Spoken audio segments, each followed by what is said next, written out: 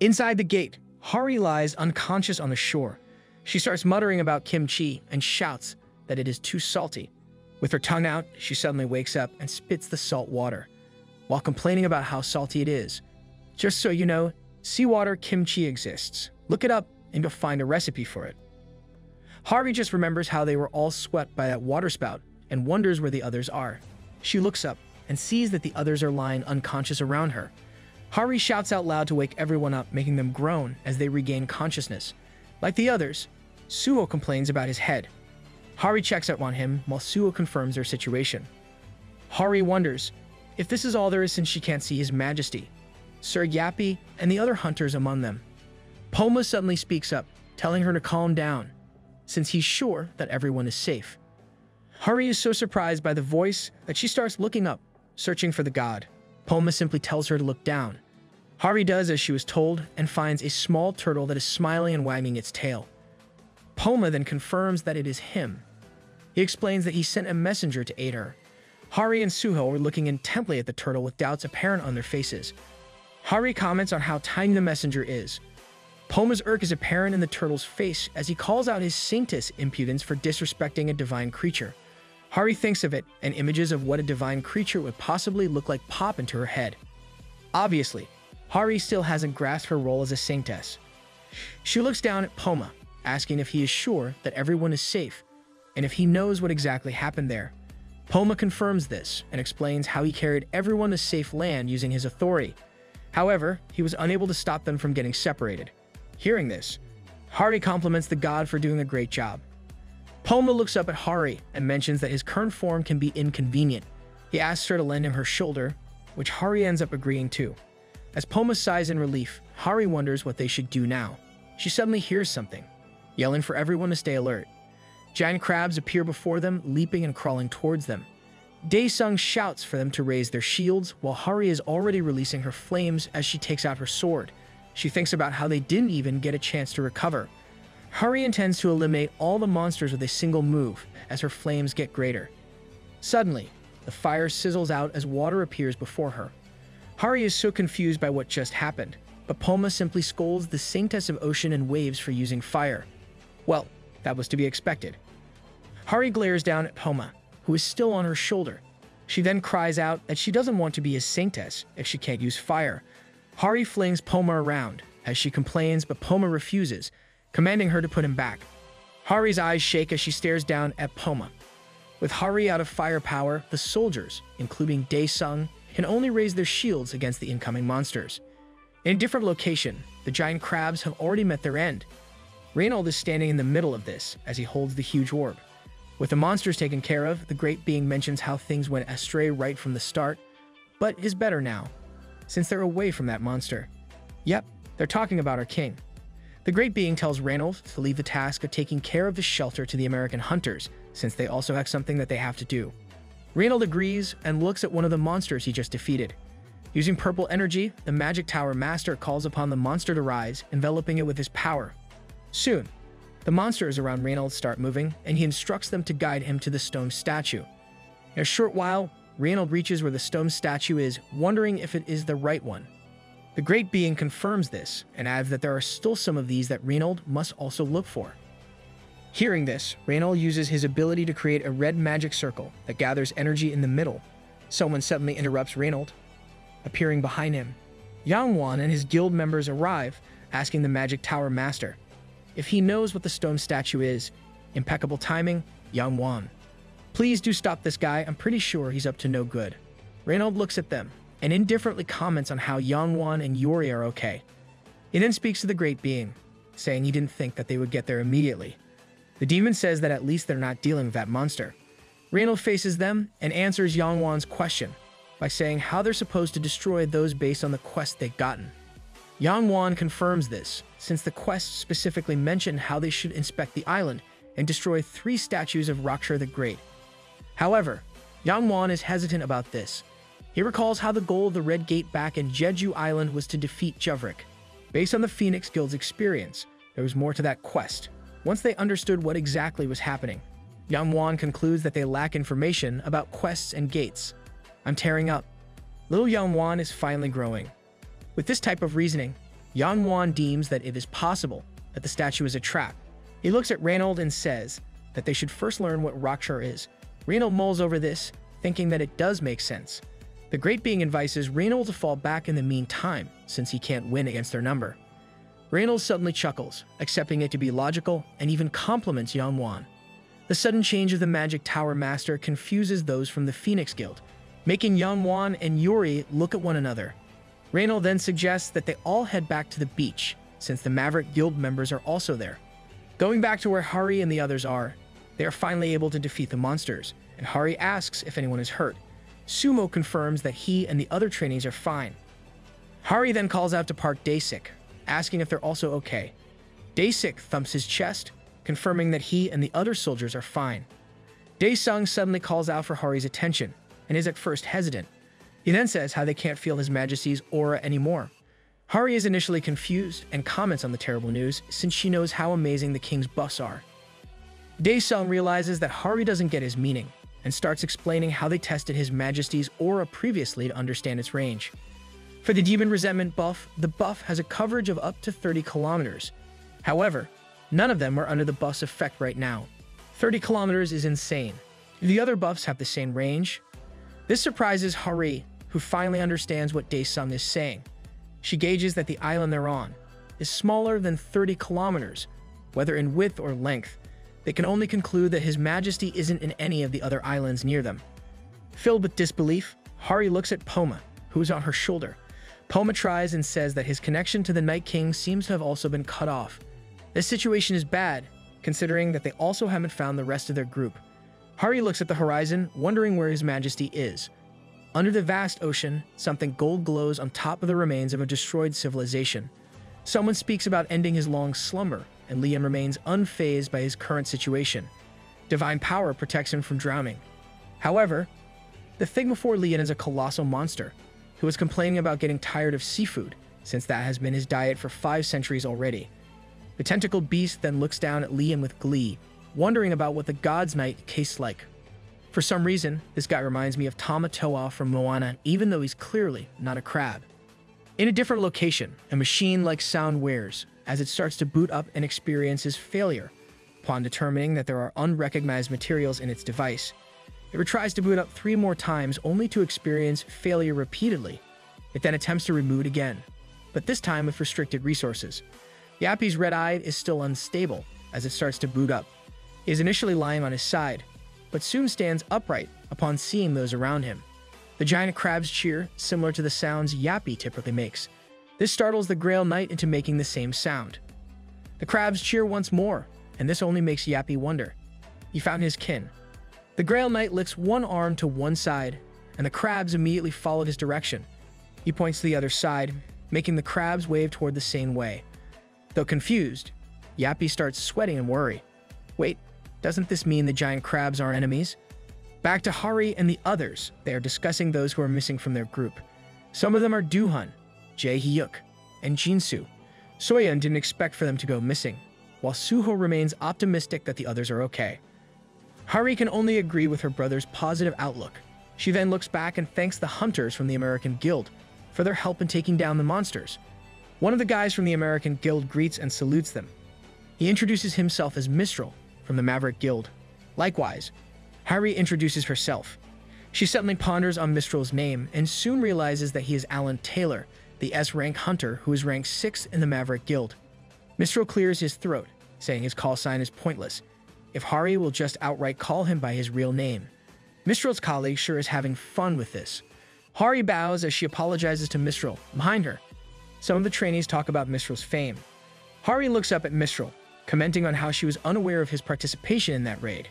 The American looks away, thinking that they weren't notified because of their haste to get there. Mistral then talks about how the Pantheon Guild's guild master got separated from them, and asks if they should look for those who are missing. Hari gives a carefree smile, saying that it's all fine. Mistral doesn't understand it, but Hari simply says that the god of the sea blessed them. Also, if His Majesty really wanted to find them, he would have already done so. Sudo smiles, agreeing with his sister's assessment, since His Majesty does have his Pegasus. Wow, even Stallion has a pair of wings. It really is the norm for Grail Knight's horses, I guess. Mistral is confused as he thinks of the god of sea, and the Pegasus that they mentioned and asks about what they meant. Suddenly, a notification appears, informing everyone of the incoming first wave. This greatly shocks Hari, who asks if they must defeat a wave of monsters. Mistral says they should talk later, after dealing with the incoming wave. Monsters suddenly appear from the water. With the arrival of the first wave of monsters, the hunters must defeat them within 3 hours. The first wave of incoming monsters is around the level of a rank, field bosses, making it hard to deal with. One squid-like monster raises its tentacle with a screech, while the other mer creatures holding tridents are dashing towards the hunters. Hari and Mistral back off, but unlike them, Daesung leads the soldiers to raise their shields and block the attacks. He's courageous as ever. I hope we see Daesung using Sir Juvrik's Warhammer soon. Daesung directly deals with the squid-like monster's attack. He groans at the impact since they are now weaker without His Majesty's buff. The attack power is too much, and soon, he and the other soldiers are thrown off by the enemy's strength. Hari shouts in worry, asking if they are all okay. The other trainees help the shield squad get up, and Daesung assures them that they are fine and tells them to keep fighting. Hari clenches her teeth, furious at her inability to use her fire-type skills. Despite this, Hari faces the enemies head-on and slashes at them as she dashes. Hari calls out to Poma, saying that she is his saintess. She then asks if he will not grant her any skills, like a tsunami or water breathing. Poma smiles and says that Hari watches too much anime. Angered, Hari claims that Poma is more like an anime character than she is. Well, both of you are manhwa characters, so really, those are pointless accusations. An energy suddenly blasts behind Hari, defeating a monster. Mistral reminds her not to get distracted, and Hari thanks him for the help.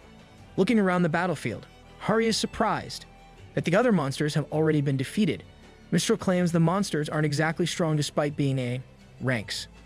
Sumo and So Yeon look at the defeated squid-like monster while agreeing on how strong America's best hunter guild is. Mistral then says that they should finish cleaning up since there aren't that many left.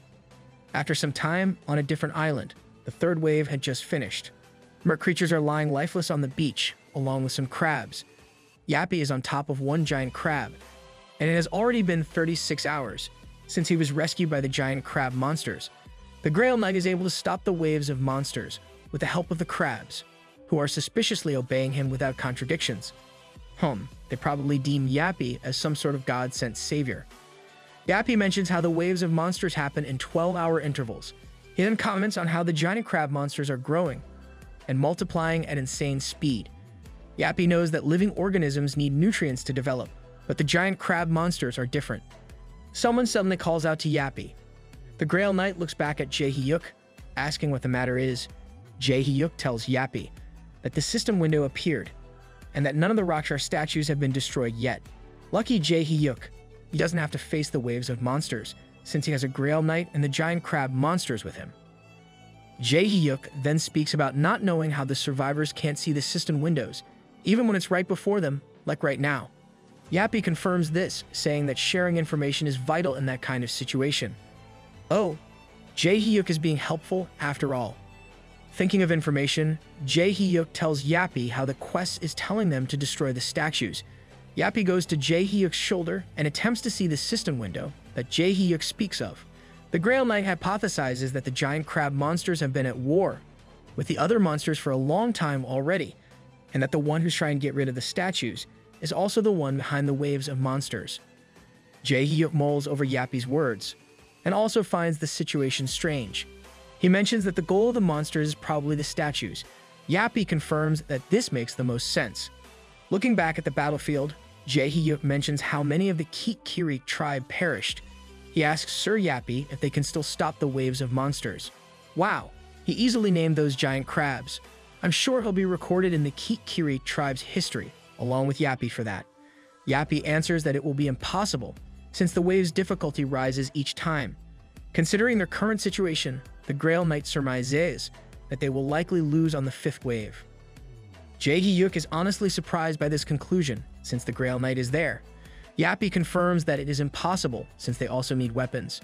Jae-hyuk then imagines the crabs carrying huge knives to fight. Right. Yappy booted up with restricted resources, meaning he isn't in his optimal state for battle. The trainee suddenly recalls something, saying that he discovered something interesting. The two of them head to a waterfall on the island, and Jae-hyuk explains how he found a cave behind it. With Yappy on his head, lighting the way, Jae-hyuk walks into the cave. They soon reach a bright area within the cave, and Jae-hyuk tells the Grail Knight to look at it.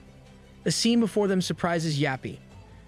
Jae-hyuk says that there is a possibility that the Kirik tribe came from a much more developed civilization. Before them are huge buildings and empty roads, similar to how a city typically looks. Going back to under the sea, Liam remains safe and makes his immediate surroundings glow because of divine power. Heads up, this is a scene back when our king just got separated from the rest.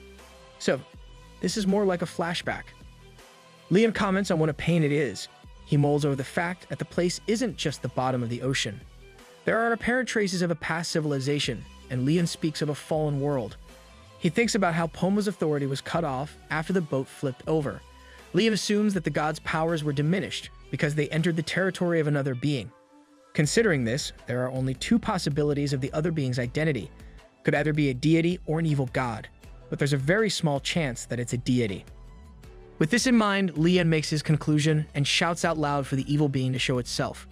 A grim voice laughs and speaks of Lionheart and his titles and accomplishments. That oddly sounds like a fanboy speaking. Soon, a tentacled monstrous being still enveloped in darkness appears, and mocks Liam for being weak now. Liam glares at the monster, asking how it knows of him. The other then claims that no demon is unaware of the King of Lionheart. It then speaks of Liam's fame as a renowned hero, and how numerous heroes have also sought that place. However, none of those heroes were strong enough to defeat him. It then asks Liam if he is any different. Liam glares up at the monster, appalled at how a dirty demon dares to weigh his worth. The demon mockingly laughs at this. Golden braces and chains made of energy bind the demon's tentacles, as it speaks of how grateful it is to the Night King.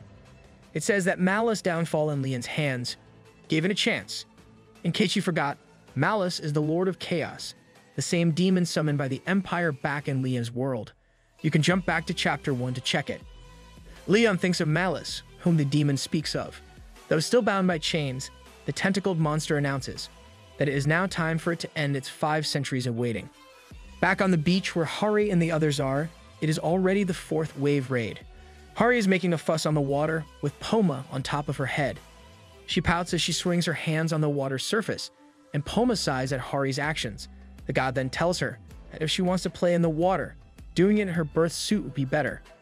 Hari turns red and punches the water, as she scolds Poma since she's doing this to awaken.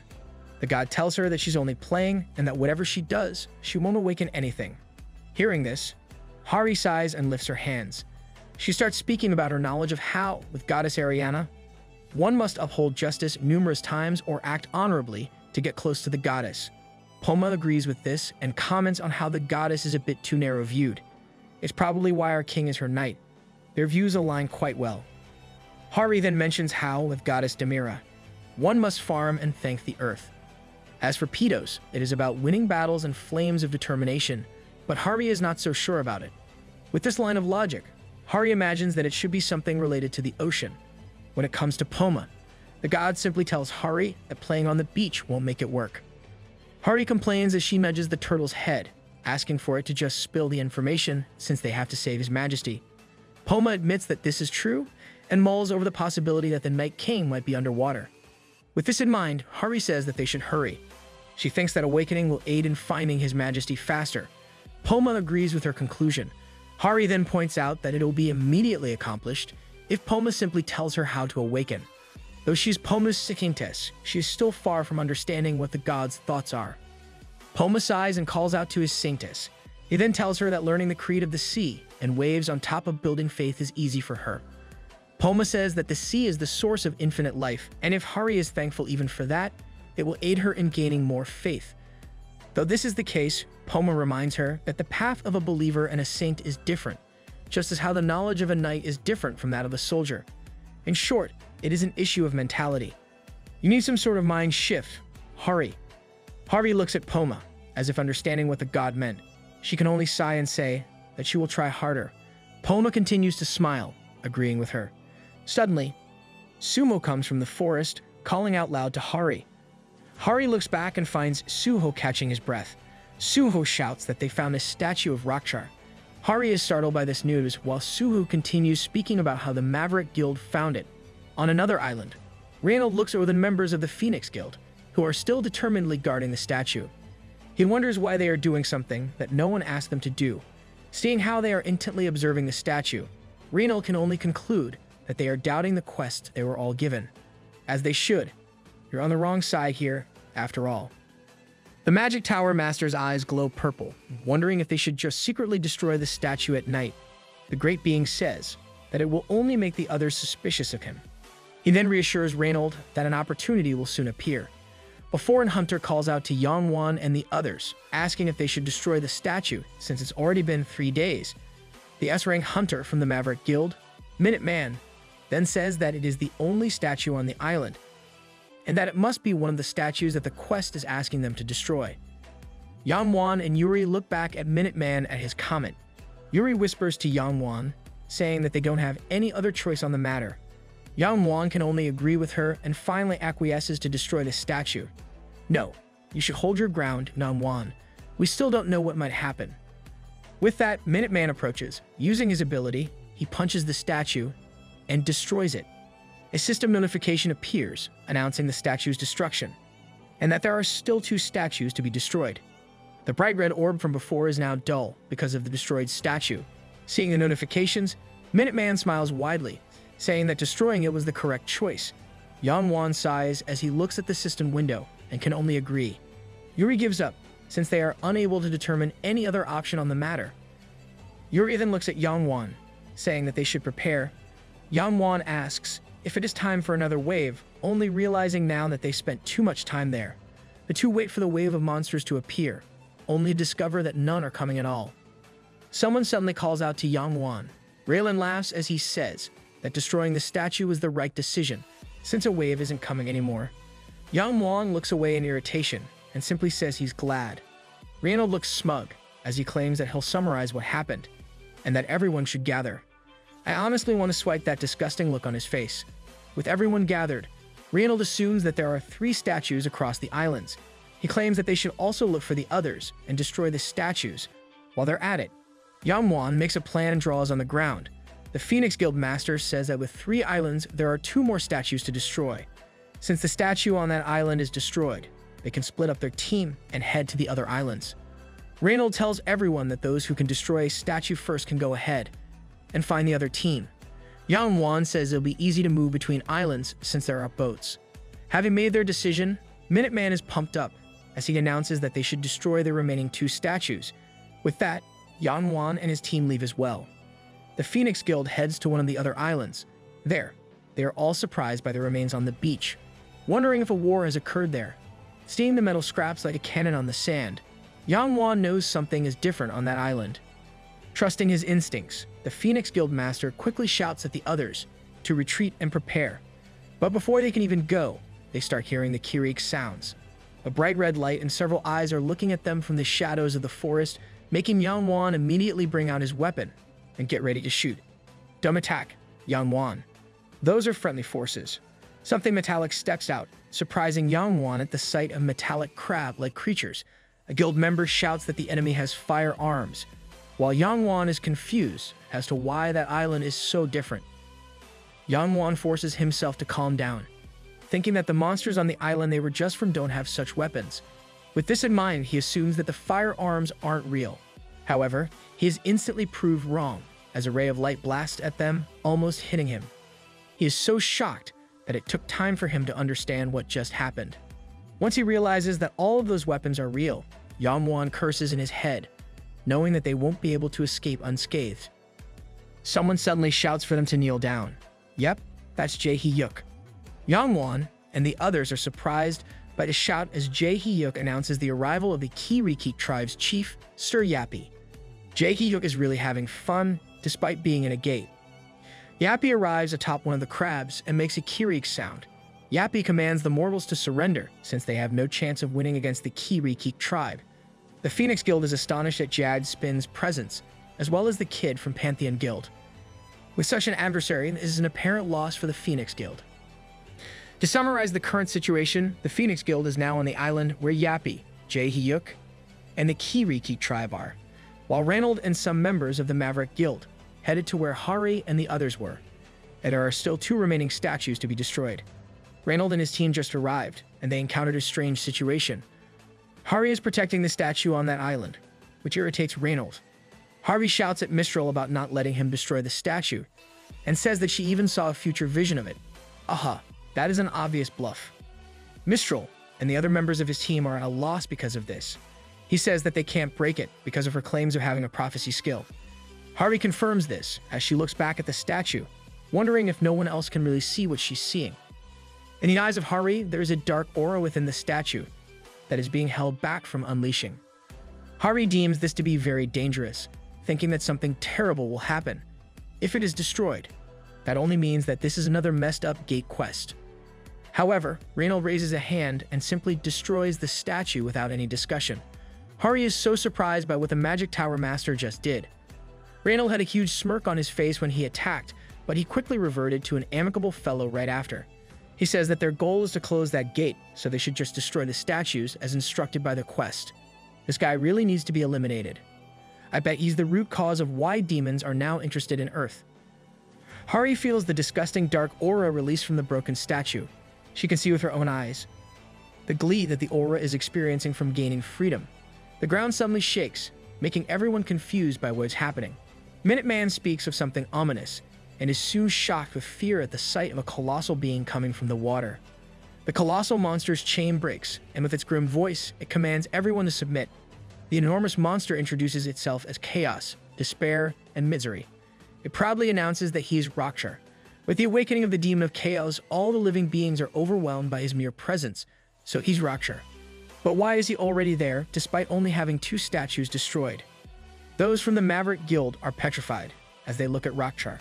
Their eyes begin to change, and soon, they all start screaming out due to the aura of chaos that gravely affects their mentality. There are also the effects of legendary Great Demon and Great Demon Rakshar, but the details on them are blocked. Hari watches as this all happens. Rakshar suddenly notices an unpleasant smell. The sight of Rakshar sends a chill of fear to Hari. Daesung and the other soldiers are somehow okay, but the trainees are struggling. Rakshar announces that it is not yet time to deal with the delicacies, since his priority is those who seal him there. He tells them to enjoy a short moment of hope and quickly leaves. Soon, the area is corrupted by chaos, and all living beings are affected by a deranged status. The people from the Maverick Guild are crying, and chaos soon unfolds among them. This is what you guys get from destroying those statues. Hari sees this and shouts at everyone to calm down. She tries to bring them back to reason. However, Mistral suddenly appears behind her and attacks. Hari manages to evade his attack and shouts at him to get it together. Mistral shouts back his defiance, claiming that this is what is right, and that he'll even help her perish. No one wants that kind of help. Another status effect called Great Demon Rakshar's Blessing affected everyone. At that, Mistral dashes towards Hari and attacks. Hari calls him out using his real name as she blocks his attacks. However, her efforts are fruitless, for Alan is unable to defy the hold of Rakshar's power over him. As Mistral shouts, someone suddenly jumps into their fight, punching Mistral right in the face. Hari is so surprised to find Minuteman there to help her. Mistral is thrown off to a distance, while Minuteman emits a red aura. Hari stammers her gratitude, but when Minuteman looks back at her, it is clear that the man is also under Rakshar's power, for he immediately punches Hari in the stomach. Caught off guard, Hari isn't able to react in time and is instead thrown off to the sea with significant impact. With no one to save her, Hari sinks into the sea. Her eyes are half open, and she wonders if this is how she'll meet her end. Please don't forget that you're the saintess chosen by Poma, Hari. Hari suddenly recalls her childhood, the time she was told that her parents died as heroes. The man telling her this commented on how cool it was and patted her head. The man was unsure what kind of an adult Hari would grow up to be, but he asked her to promise him to have honor and become a great person. This memory makes her clench her teeth and curse. Hari starts thinking about what good being a hunter of justice had brought her, and so what if she became a god's saintess? Hari reaches out a hand, thinking that she is far from being powerful like Sir Javrik or His Majesty. She starts to struggle while recalling that her idol died in honor of doing something good with his sacrifice. Hari suddenly stops her thoughts and struggles as she sees Poma before her. Poma calls out to her, telling her not to try to grasp the ocean. He says that even if she tries, she'll only get a handful of seawater. Aha, no human can hold the sea in their hands. That's common knowledge. Poma guides her, instructing her to fill her heart with faith and trust. He tells her to acknowledge and understand the greatness that she possesses. Hari looks up at Poma, thinking that she can't understand what the god meant. Seeing her confusion, Poma tells her to listen to the ocean. He says that if she doesn't feel its embrace before, then she should start doing so now. Poma speaks of the ocean flow, the coral reef's whispers, and the great song of the ocean. Hari does what Poma says, and the look on her face says that she's finally starting to understand. Poma calls her a finite being as he brings his forehead to Hari's. He calls her his mortal and tells her that if she genuinely desires immortal powers, she should not try to grab them. Hari's eyes start to glow blue as Poma reminds her that infinity is something that she should wrap around her. And right now, Hari is in that infinity. Hari starts emitting a blue aura around her, and her eyes become half closed as she starts embracing the vast ocean around her. She suddenly opens her eyes wide, finally truly understanding what Poma is teaching her and what it is that she can do. She's finally embracing her role as the saintess of ocean and waves. Hari suddenly looks down into the deep ocean, finally realizing where His Majesty has been all this time. Hari lifts up a hand and brings it down with great force. She uses the divine law, sea-splitting, effectively dividing the water before her. What the 2OP? Her actions reveal a fallen civilization beneath the sea and a glow of golden energy. Liam stands right at where Hari split the sea. With his blazing golden aura, Liam calls out for Stallion. After some time, Hari slowly opens her eyes, finally recovering consciousness. Someone compliments her on a job well done, successfully snapping her awake. Hari is so surprised that she is in the arms of His Majesty, while they're up in the air. Liam tells her to stay still, making Hari realize that she was saved from the water. Liam confirms this, commenting on how he's glad that he didn't have to experience seeing his saintess of water drown. That'll be ironic. Hari suddenly startles as she recalls what happened.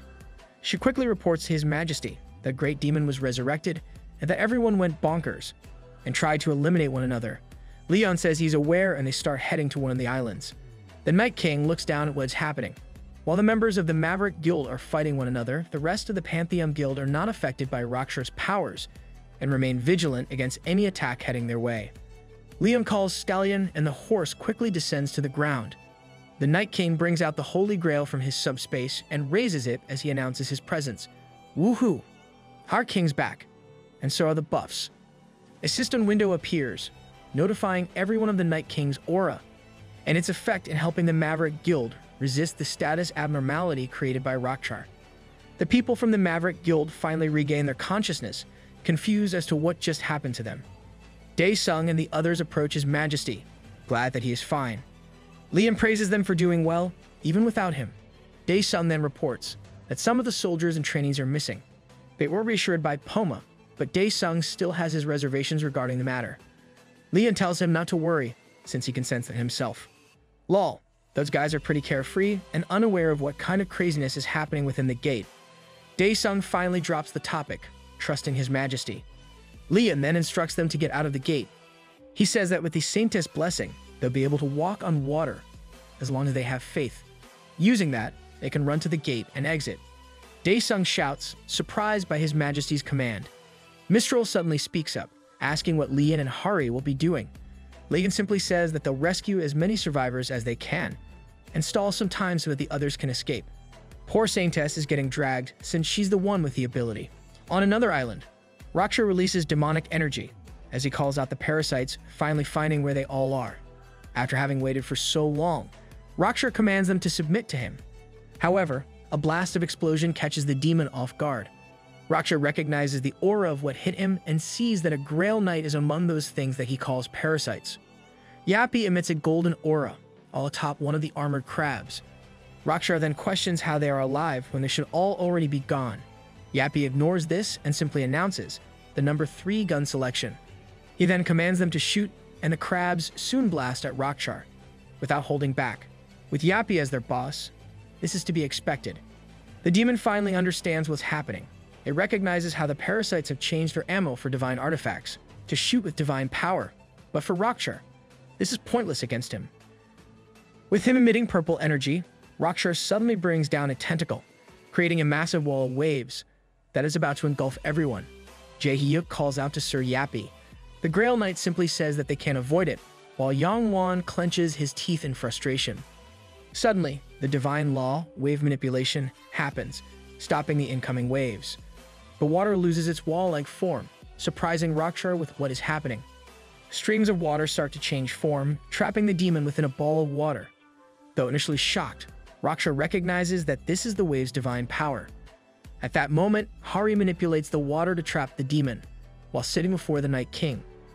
For someone who just awakened, she's doing a fantastic job controlling such abilities. Rakshar sees them and recognizes the Grail Guardian Lion Heart. In a short while, the demon is now completely encased within a ball of water, as it shouts its complaints of Lion Heart. Leon completely ignores the demon and addresses Sir Spin about closing the gate and getting out. Yappy analyzes the situation, saying that the enemy is seriously injured and that they can steadily fall back. Leon looks back at the demon, saying that they still have to destroy the remaining statue to close the gate. As Rakshar continues to complain, Leon mulls over how he can't bring down the demon of such a level without recovering the Holy Sword. He determines that bringing back as many of the survivors as they can is the best course of action. I guess there's no other choice if our king opts to just close it. Understanding the Night King's plan, Sir Spin suggests that they should also take the natives of that island as well. He explains that the Kiriki tribe has been responsible for sealing and guarding the demon for a long time, so they're not NPCs. Leon asks if they have time to do this, since the trap on that demon will not hold for long. Yappy confirms this possibility and announces that they will use the Kiriki tribe's last resort. The crab below Yappy makes a Kiriki sound, as if to agree to this assessment. After some time, a trainee expresses surprise at stepping on the water, with the aid of the Sanctess of the Sea and Waves blessing. The buff gives them a 35% advantage on movement on the sea, having the waves work on their advantage, avoiding penalties for going underwater, and lastly, allowing them to walk on water. Wow, this is what you call practical. Hari leaves everyone, while Suho comments on the novelty of walking on water. The Saintess tells them to hurry, since they need to escape before the great demon is freed. Up in the air, Leon is riding Stallion, and he looks down at Rakshar, who is still trapped. The demon calls out to him, saying that this is only expected of the demon's arch-nemesis. Our king is really famous among demons, not that he wants or needs it. Rakshar mocks Leon for failing this one, as the water trapping him begins to crack open. A tentacle suddenly shoots out, and soon, the demon is free, as it shouts that Leon won't be able to escape him. Leon brings out the Holy Spear, as he calls on Stallion. The horse broadens its wings and flies off to where the demon is, while Leon holds out the Holy Spear, as if to joust. Rakshar mocks him and shoots out rays of purple light from its eyes. Knight and horse easily avoid the attack, for they are totally in sync with what to do. Leon then skids to a stop on one of the demon's tentacles. Stallion continues to fly, while Leon dashes as he emits a golden aura. The demon finds the Night King pitiful, as two of its tentacles aim at where Leon is. As the burst of purple light from his attack disappears, the ends of those two tentacles are glowing with slashes of golden light. Suddenly, those are taken apart as Leon reappears. I feel like eating takoyaki right now. Leon is in mid-air as he looks at Rakshar, who is readying another blast of attack from its eyes. In that short time, the demon releases its attack on Leon. The blast causes smoke, as charged energy starts to disappear. The smoke slowly dissipates, and it reveals Leon, as he rides Stallion. Rakshar is irked, commenting on how the Night King is flying like some fruit fly. Leon's eyes start to glow, and his holy spear emits divine flames as he announces his intent to punish evil. From afar, Yang-won sees this, confused as to what exactly he is seeing. A huge glowing golden orb-like aura, along with red energy, appears in the air before Rakshar. The holy spear is embedded with flames, making it glow bright. With a smirk on his face, Leon readies to attack as he announces the fire that burned the Lord of Chaos. The Night King speaks of the screams that made him glad whenever he remembered them. Rakshar prepares to make another attack with its eyes as he says that he'll just end Lion Heart before he even do anything. However, Rakshar suddenly stops upon realizing that something is gripping his tentacle. The demon shouts in defiance, but a colossal crab with land on its head is keeping a firm hold on Rakshar. The demon shouts upon discovering that there are still survivors and demands to be freed. However, 3 colossal crabs are firmly locking him into place. Oh ho, those islands from before are actually crabs. The light that Lian emits glows brighter, and the holy sword becomes fully embedded with divine flames and energy. Lian announces the divine punishment, flames of war, and the lion heart battle cry. Bright golden light bursts out from Lian as he pulls the holy spear to attack. With all his might, Lian delivers the divine punishment, flames of war, as he throws the condensed energy from the holy spear down at Rakshar. The demon screeches out loud and calls out to Lionheart. The condensed divine power heads straight to Rakshar's head, leaving a bright streak of light on its path. The great demon yells in pain at the impact. From a distance, Mistral and the others are agape by what they are seeing. He can't help wondering if this is really something that a human can do. FYI, as the Grail Guardian, he's a demigod. His current power is at a Grail Knight's level. So, if he's at full power, he could probably one-punch Rakshar. Stallion soon drops on the water before everyone else. The others are murmuring as to how this is what being a Grail Knight is. Lian addresses everyone, speaking of the limited time and urging them to get out of the gate. The others then shout to heed His Majesty's words. Lian shifts his gaze towards Sir Spine, asking about the evacuation. Yappy reports that it is 80% complete, and that the main supplies and records have also been obtained. Hearing this, Lian deems that they still need more time. Sir Spin assures the Night King that they will hold out. Lian looks back at the colossal three crabs keeping Rakshar in place and speaks of their determination. Yappy explains how they've been sleeping for 5 centuries, all for the sake of that moment. One of the colossal crabs suddenly shouts out loud. Yappy translates its words, explaining that it shouted prosperity to Cruciateria. Lian speaks of Cruciateria, asking if that is their name, and commenting on how honorable it is. So that's what they're really called. But calling them Kiriki tribe is just way easier. Lian turns away from the bright scene and announces that the gate is closing, instructing everyone to fall back. Yappy jumps to Lian at his words. As they head to move out, Rakshar calls out to Lionheart, mocking him for running away. Lian stops short at those words, and he and Yappy look back at the demon. Rakshar claims knowledge of the Night King's virtue of never giving up, that now he is running away. The demon demands that Lionheart should fight to the end. Both Grail Guardian and Grail Knight smirk at these claims. Lian asks why he should uphold a knight's virtue in front of an inferior being like Rakshar. He and Yappy's faces are obviously mocking the demon, as Lian adds that green beasts and evil beings are not among those he respects. The Night King's words enrage Rakshar, and the demon swears to end Lionheart. Lian and Yappy ignore the demon as they head out of the gate with Stallion. And with that, the gate has been closed. We didn't see Reynold right after Rakshar appeared, but I'm sure a wild grass like him won't disappear just like that. Back on Earth, there is now a commotion because of the first sighting of an Archduke-level demon. The world had already suffered tremendous losses because of a great demon, so this sighting served as a sign of incoming disaster. However, this kind of news isn't all that bad. Alongside it is the news that there are beings in their world that can hold against mind corruption, that even its rank hunters are unable to oppose. Pantheon Guild's accomplishments within the gate are revealed on their IT channel, and people's reactions are more of amazement.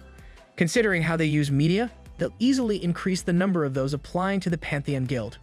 Anyway, this is not where this story arc ends.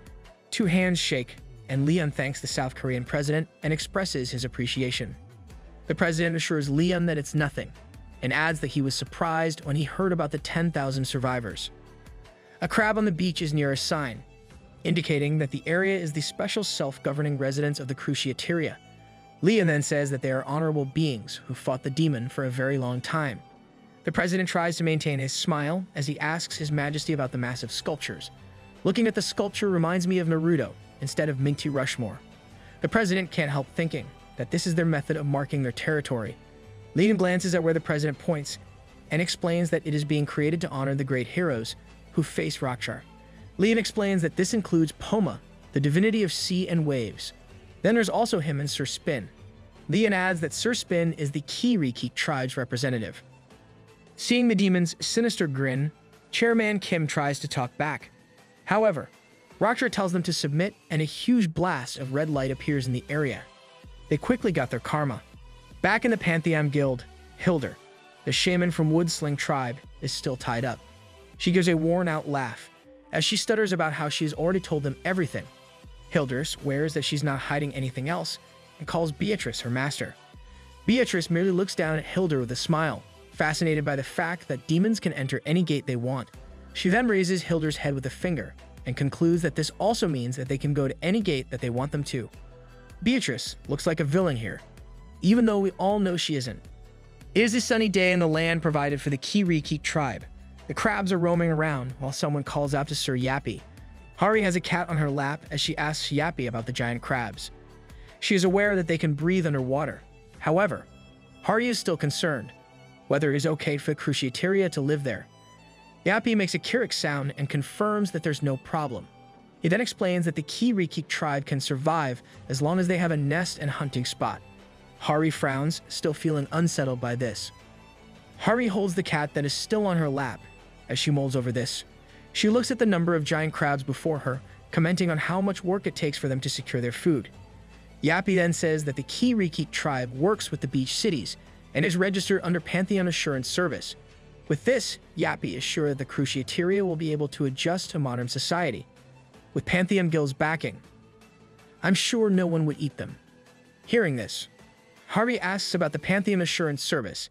Yappy explains that it is a group that provides various kinds of services, including legal work. Hearing this, Hari asks if she can also join.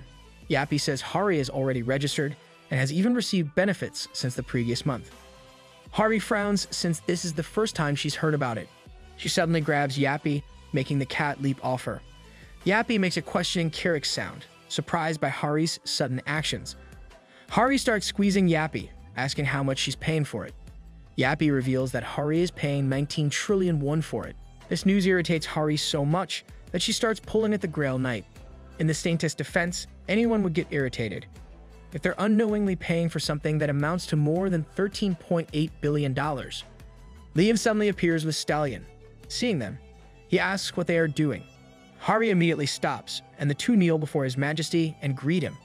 Liam acknowledges their greeting and informs them that he'll be returning to the guild. He then tells them to get on. Hari looks up in surprise at the command, wondering if she can really get on. Unlike her hesitation, Yappy is already in the saddle. Numerous thoughts run through Hari's head. She is confused since she knows that only the Queen and Sir Yappy are allowed on the King's horse. Hari knows that what happened back in the Eastern Sea Gate was an emergency. That's the only reason why she was allowed back then. Leia looks at her with a bit of discomfort as he awaits her response. He then offers her a hand and even politely bows before Hari as he tells her to get on. The Night King's sudden actions further confuse Hari. That's a significant change coming from our king. She starts stuttering, asking why he's acting like that. Hari also admits how this scares her. Her response irks Lian and makes him huff in irritation. He then takes something from his chest pocket and tells her to take it. Hari frowns, asking what it is. Lian replies that it is property rights. He turns his back and says that it is now hers and she should manage it. With the documents now in her hands, Hari asks if His Majesty is serious about this. Leah then smiles as he claims that it is only fitting for a king to grant a knight her own property. While Leon still believes that Hari's faith is not evident, the gods still chose her, so this is only right. Leon continues to explain that Hari will be treated as a saintess and a knight of the kingdom. He reminds her to be conscious of her position and tasks her to spread the faith. Hearing this, Hari smiles wide and is about to say what an honor it is. However, Leon cuts her off, saying that she should stop speaking weirdly. The Night King admits that he doesn't expect her to act like a noble, but she should also not lower herself. Hari blushes at this and agrees as she looks away in embarrassment. Lol, our king finally said it. He was thinking about this back when they were sparring in chapter 46. Hari finally thanks Leon, making the Night King show another irritated expression. He just tells her to get on, if she understands, and grabs her. Once they are all riding Stallion, Hari starts speaking to His Majesty. She asks if she is now considered a noble. Leon still has a frown on his face, but after a thought, he confirms this. He explains that Hari's position is just after the Queen and Sir Spin. Hari is so amazed by this development and calls out to Sir Yappy. The Grail Knight looks back at her, and Hari smugly tells him not to treat her impolitely, since she's also a noble now. Amazed by Hari's courage, Yappy whips out his lasso-like weapon and warns her not to let it get into her head. Hari is so surprised that Yappy did just that. The Grail Knight then announces that he has no respect for unintelligent monkeys. Hari starts complaining to His Majesty, but Lena is apparently getting irritated by their childish behavior. Yep, for an AI and an adult, they sure love to bicker. After some time, Leon is now in Beatrice's workshop inside the Pantheon Guild. They are looking at the crown they got from Androgyne, and Leon asks about the results of the experiment. Beatrice confirms that it is successful and adds that it is now certain that the demons are using the gates, just as His Majesty expected. Though the result was as expected, Leon has been pondering this since the Jeju Island Gate. The quest given is framed as a mission of justice. Still, it actually meant that they had to help the barbarians and overthrow a reputable Grail Knight. Yep, it is that messed up. With this in mind, Leon deems that the systems and quests are not necessarily good and are instead charged with evil that aims to control those who have awakened. Leon then says that the world has been tamed by mana stones. He imagines that even if someone finds the quest strange, this does not mean that the people will give up on it because of various reasons. Leon already accepted this as a fact based on what he's seen so far. The Night King then calls the Queen by her name, and Beatrice gracefully heeds his call. Leon says that the demons are making trouble as he takes hold of Androgyne's crown. He then comments on how he heard about how Beatrice can control the gates. Beatrice clarifies that what she can control is limited to false realms that have already fallen. She explains that she requires a vessel that can be specified as the beacon, which will, in turn, identify whether the gate has survivors or demons within. Oh, so if he used something demonic as a beacon, it means it'll be a gate that is in favor of demons. Leon asks her if she's trying to use the crown as a vessel. Beatrice smiles, saying that it being an item for demons means it'll be beneficial for such a purpose. The Queen then advises the King to try something else, making Leon ask what she means. Beatrice smiles as she suggests using one of his holy relics as the beacon. If she suggests that, then this means the beacon won't necessarily be destroyed. Leon mulls over this and concludes that it is worth trying. He then asks Beatrice what he must do. Beatrice ignites purple energy on her hand and announces that the fuel for summoning a gate requires many mana stones. Leon puts away Androgyne's crown in his subspace and wonders where they could get all those mana stones. Beatrice smiles as she claims this is a simple matter, for there are many places where they can get them. Leon understands her meaning, and with a smile, he says that he knows what to do. He starts to leave and tasks Beatrice to inform everyone to gather. As he unleashes some of his golden aura, Leon announces that starting now, they are going to raid every gate in South Korea. Woohoo, it's time for Monopoly. With that, preparations are made, and soon, the Pantheon Guild starts showing up all over the country. In one location, a man records the marching soldiers on his phone. Counting the men at arms and night trainees amounts to 1,000. Images of soldiers led by Hari and Leon were spread on social media. Considering that there is an additional force of 2,000 warriors from the Kiriki tribe, they have an entire military. All over South Korea, the Pantheon Guild appears in numerous raiding fields. They have sent various forces to different locations simultaneously. To do this, the guild divided its 3,000 soldiers into 20 teams. This decision leads the guild to clear gates all over the country. With their number and expertise, their speed of clearing is undoubtedly astounding. That'll definitely further raise Pantheon Guild's reputation. Inside one gate, Hari leads the Kiriki tribe. While an average guild typically takes part in 2 raids within a month, the same cannot be said for the Pantheon Guild, who cleared 20 gates in 4 days. In another gate, Leon holds both Holy Sword and Holy Spear, as he slays orcs with a menacing grin. The orcs complain that the human was supposed to help them, but he ends their elder instead. Leon hears this and grins, mocking the orcs for copying human society's ways. Well, at least they aren't wearing human clothes, like those orcs that Yappy defeated back in Heilongjiang. The Night King suddenly glares at them, asking who's next. With the Pantheon Guild's recent movement, there's no doubt that the gates appearing in South Korea are now dominated by one guild. After the overwhelming mass clearing of gates, Jinsu is in awe of the gathered equipment. 13 of them are unique rank, 89 are rare rank, and there are 500 more of those. And don't forget the mana stones. Yappy reports that there are 3.38 tons of these categorized by their rank. He equates it to 38.3 billion won, and adds that the expected auction price for these is around 12.7 billion won. That's a big pile of money right there. Leon smiles, deeming that this is enough to keep them comfortable even after they open a gate. He then looks at Beatrice, asking if this is enough. Beatrice smiles in return and confirms that it is. With that confirmation, Leon faces Jinsu and the others in the room. He then tells them that the raid they are heading to next will be composed of a small elite force. Leon adds that everything will be kept confidential and asks if they all understand this. Wow, they finally have new clothes and equipment. after those numerous raids. The Night King then addresses Hari and Jinsu, telling them that this should also be kept a secret from the association. He asks them if they can do this. Hari and Jinsu look at one another. Hari then asks if His Majesty intends to do something harmful to the nation. Lian easily replies that he has no such intention. Hearing this, Hari announces that she trusts His Majesty. Deeming this as their agreement to his conditions, Lian announces that they should start now. In that same room, a purple magic circle begins to glow on the ground. Lian walks to the center of it. He takes out his holy sword, and soon, the magic circle glows brightly. So, they're using the holy sword as the beacon. Lian keeps a firm hold on the holy relic, as Beatrice sets the coordinates. The magic circle then starts absorbing the mana stones piled within the room. Beatrice continues to use her ability, and everyone in the room is surprised by what they see. A gate appeared within the room right before His Majesty. Jinsu then loudly exclaims about the gate being artificially made. Soyeon speaks for everyone when she says that she thought that the gates just suddenly appear. This just confirms that the gate's appearance could have been possibly made by those who are serving demons. Beatrice approaches His Majesty and reports that the preparations are now finished. Lian compliments her for the job well done and tells everyone that they should go now. After some time, Lian is now inside the gate, and he is frowning. Around him are knights fighting orcs. Suho calls out to His Majesty, asking where they are as he assists Jae-hyuk, who is crouching on the ground. Lian looks around saying that they're on a battlefield. He mulls how there must be something wrong with the gate since their group is once again split up. Based on the previous incident, it might be another quest that must be dealt with in different places. A loud sound snaps the trainees back to the reality of their situation. An orc roars out loud as he charges towards them. Suho quickly shouts at Jae-hyuk to get up. But before the orc reaches them, a knight charges straight at the approaching orc, stopping it from reaching the trainees.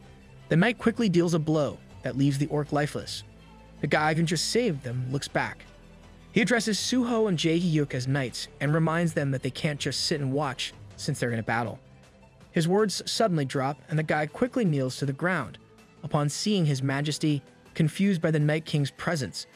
Oh ho, so they're in a timeline where Lian is the current king. I wonder if the past and current king can meet up. Lian simply speaks of the Volturic's orc shredders.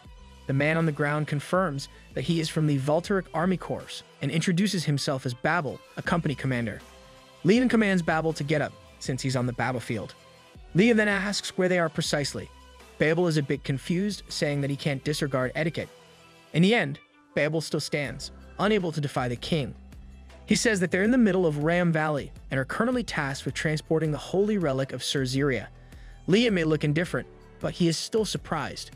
The Night King recalls a past when Ziria of Twilight, the Grail Knight of Dreams and Death, did his last mission.